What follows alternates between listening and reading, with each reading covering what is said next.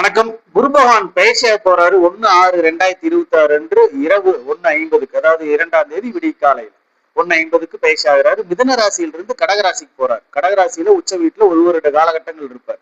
இடையில 31/10/2026 அதிச்சாரம் இருக்கு, சிம்மராசிக்கு போயிடுவார். அப்ப பலன்கள் மாறுபடும்.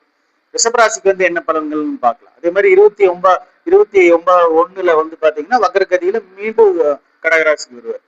அதனால அந்த அதிசாரமா போறப்ப பலன்கள் எல்லாம் கொஞ்சம் மாறுபடும். அது வரைக்கும் ரிஷபராசிக்கு என்ன பலன்கள்ங்கிறது பார்க்கலாம். ரிஷபத்தை பொறுத்த வரைக்கும் மூணாம் ஸ்தானத்துல உச்சமாகிறார். கடகங்கிறது தைரிய வீரி ஸ்தானம். ரிஷபத்தை பொறுத்த வரைக்கும் எப்பவுமே குரு பகவான் இருக்கிற ஸ்தானத்தை விட பார்க்கிற ஸ்தானங்கள் பலப்படும்.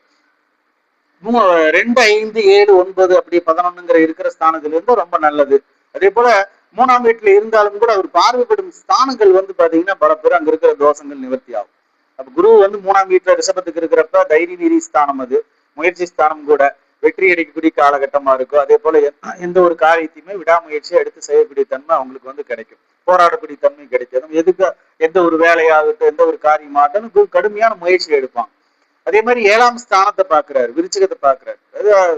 நட்புகள் பலப்படும். அதே போல கூட்டாளிகளுடைய பிரச்சனைகள் தீரும்.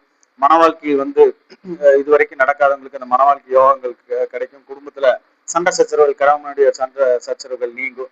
அதே போல 9ஆம் ஸ்தானத்தை பாக்குறாரு. 9ஆம் வீடு பாகிஸ்தானம் அப்படிங்கிறது வெளிநாட்டு பயணங்கள் வர்றது, வெளியூர் பயணங்கள் செய்யறது, அதன் மூலம் நன்மைகள் கிடைக்கிறது.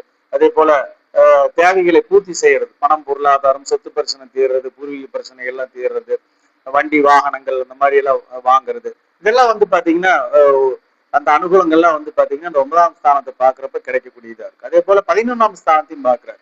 11ஆம் ஸ்தானம்ங்கிறது லாபஸ்தானம், மீனத்துக்கு பார்வை இருக்கு. அப்ப லாபஸ்தானங்கிறப்ப வேலையில வருமானங்கள், தொழிலையோ வேலைகள்லயோ பாத்தீங்கன்னா வருமானங்கள் சிறப்பா வந்துகிட்டு இருக்கும். செலவுகள் அப்படிங்கிறது இருந்துகிட்டு தான் இருக்கும். அதே போல ஏன்னா 3ஆம் ஸ்தானத்துல இருக்கிறப்ப விரயங்கள் அப்படிங்கிறதுமே உண்டு. உச்சமா இருக்கிறதுனால ஒரு கண்ட்ரோலா போயிட்டு இருக்கும். அப்ப ரிஷபராசி பொறுத்த வரைக்கும் 11ஆம் ஸ்தானத்துல உச்சம்ங்கிறதே புதிய வேலை வாய்ப்புகள் கிடைக்கிறது, நண்பர்களால ஒத்துழைப்புகள் கிடைக்கிறது, வரவுகள் அதிகமாகிறது. அந்த மாதிரி எல்லாம் பாத்தீங்கன்னா பணம், பொருளாதாரத்துல ஒரு உயர்வு கிடைக்கக்கூடிய ஒரு காலகட்டமா தான் இருக்கும். அதனால குரு பார்க்கிற இடங்கள் எல்லாமே பாத்தீங்கன்னா அது வெற்றி அடையக்கூடிய இடமா தான் இருக்கு. ரிஷபத்தை பொறுத்த வரைக்கும் ஒரு 50% நன்மைகள் பாத்தீங்கன்னா குரு பகவான் செய்வார் அப்படிங்கிறது தான்.